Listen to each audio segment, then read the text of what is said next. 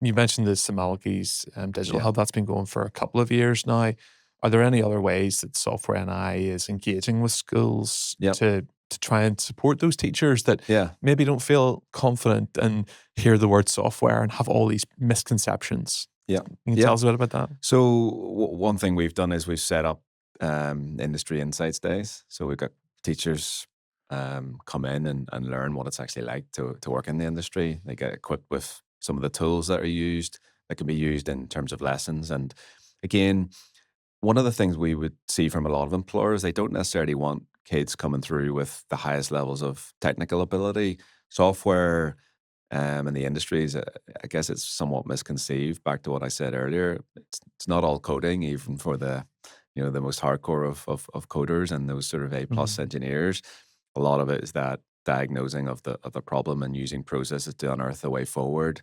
Design is a huge part. Project management. Once you then build something, you gotta test, debug, maintain. There's a huge software development sort of life cycle that's ongoing. And many different people of different skill sets are within the industry or what's known as a software industry. So what we've done is very practical things where we're constantly bringing teachers in. We've also set up sort of mentor scheme, pilot year where we matched around about 50 teachers with 50 people from industry, again, so that they Mhm. can ask questions. That's really good. But you still have those three quarters of schools without those dedicated teachers.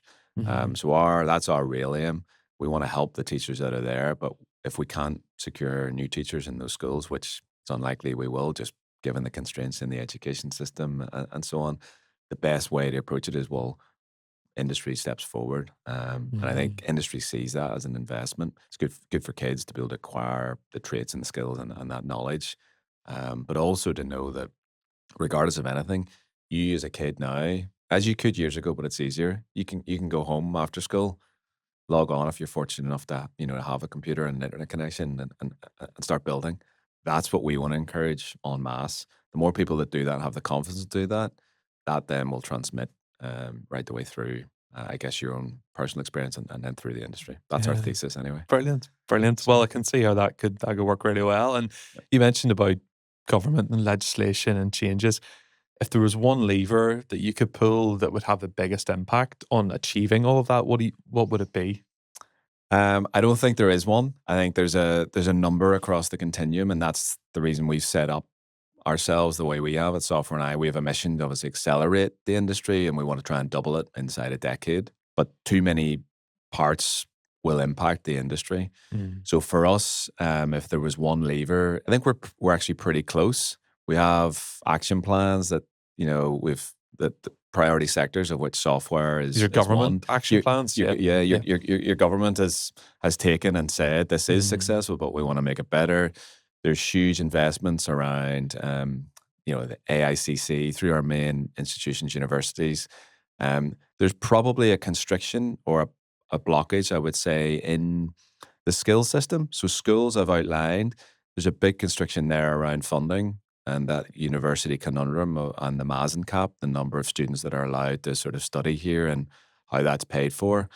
If you can increase the number of people who are interested in schools, you got to widen the pipeline through the university and that could be through the standard university or, of course, through apprenticeships Mhm. and academies. So I would say if you had to put me on the spot, massively increase the number of learning opportunities beyond school for people, be that university, be that apprenticeships or academies for those people that don't actually need to go through a standard model. And the Mm. reason I actually say that is because every year, well, for a number of years, you could say that almost all knowledge, human knowledge, has been available online for free. If you've got that access to internet, you can pretty much learn anything. Your ability to do that now is getting easier and easier and easier.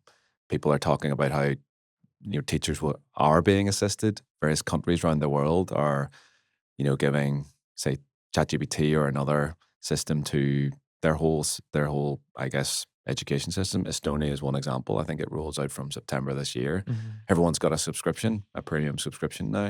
So you can pretty much do anything. If you don't understand something the first way, you can have it explained to you 5, 10, 15 different ways until you get it.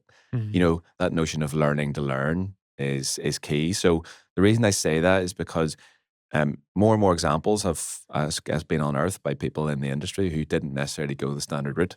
Yeah. They learned to code from age 11 or 12. And I think you got to recognize that all of these different channels are important. And we think of the hose analogy, the wider the hose and the more water is flowing through in each of those channels, the more likely you're going to get people who are equipped to be able to build. And then that helps Yeah. the industry, it Yeah. helps them. So.